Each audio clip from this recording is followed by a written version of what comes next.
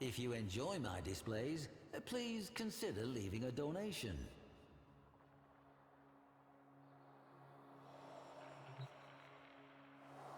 Styanax, the hoplite, the spear carrier, the shield bearer, the hero. We all know the story of Styanax and Leviathan. How wily Arya outwitted the cult leader they called the Philanthropist and called her Warframe ally down into the very heart of his monstrous laboratories.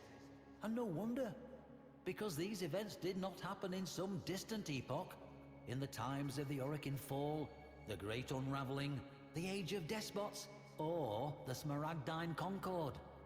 They happened surprisingly recently.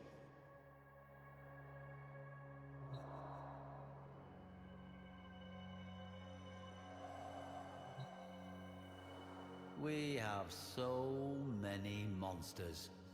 Every child in Orokin times heard legends of the Bellygaunt, the Slather, and the venomous Thrax. Those were only stories, but one was real. Its creator was dubbed the Philanthropist. A corpus renegade, he established a cult in a formerly desolate region, in a location which I have agreed to keep secret, to deter would-be looters and amateur archaeologists. The site was never abandoned, you see, and one person's historical curiosity is another's beloved home.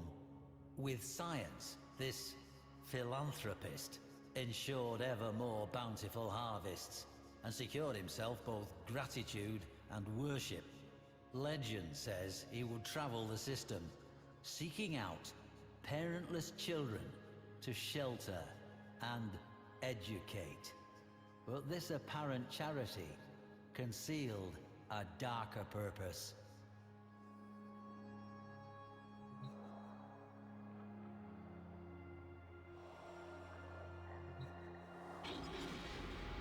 The Shield of Styanax, emblematic of his vow to protect those in danger. Young Arya was certainly in danger, and well she knew it. Along with her older brother, Darrow, she was one of the philanthropist's chosen. When they came of age, they will be summoned for a ceremony called Ascension Day, at which they would be taken to dwell with the philanthropist in eternal paradise. Certainly, none of those taken were ever seen again. I do not know how Styanax became Arya's protector, but I am certain Arya knew that when the philanthropist came for her, her ally would be waiting in the shadows.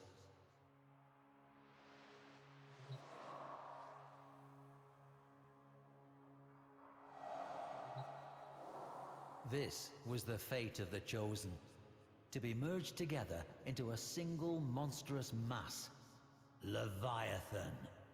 What possessed the philanthropist to create such a travesty?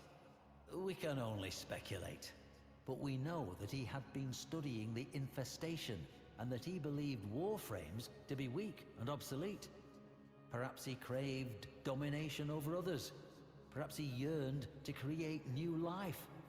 Life over which he alone was God. Regardless, he was too much of a coward to pilot the thing himself. That was to be Arya's role.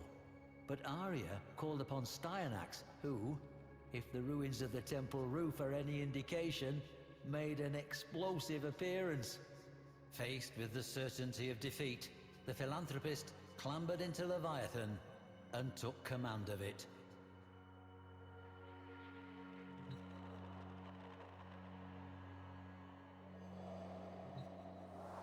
Sketches of the Sinmora helmet were discovered among Arya's possessions, implying Styanax had a different earlier appearance.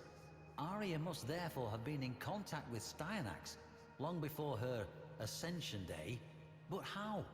There is a story that crops were found flattened in those fertile fields in the shape of a lotus flower, not easily visible from the ground, but detectable by an automated satellite. Styanax was there to defend Arya, and defend her he did. Colossal fist met unyielding shield, again and again, with agility and endurance. The Warframe outpaced his towering foe. As the Warframe and the monstrosity did battle, Arya saw a familiar face among the multitude. Her brother, Darrow. His blank eyes showing no sign of recognition.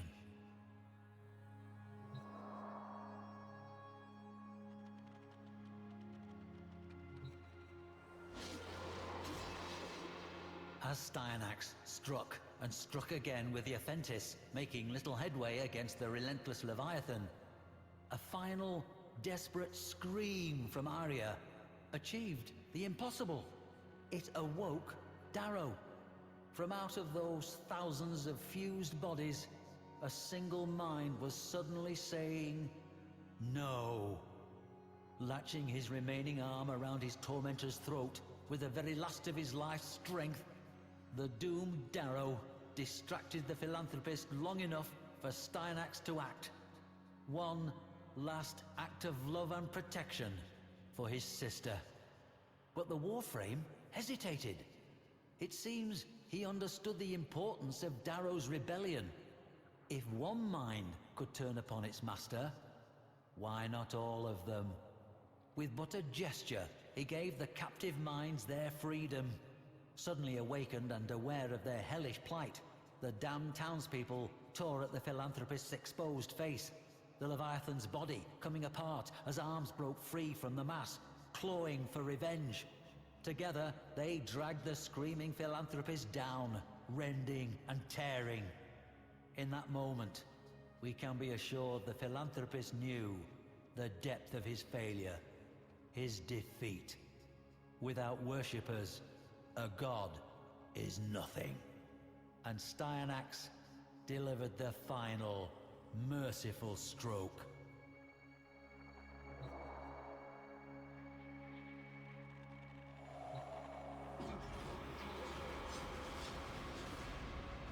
Imagine the horror the non-chosen felt in the aftermath.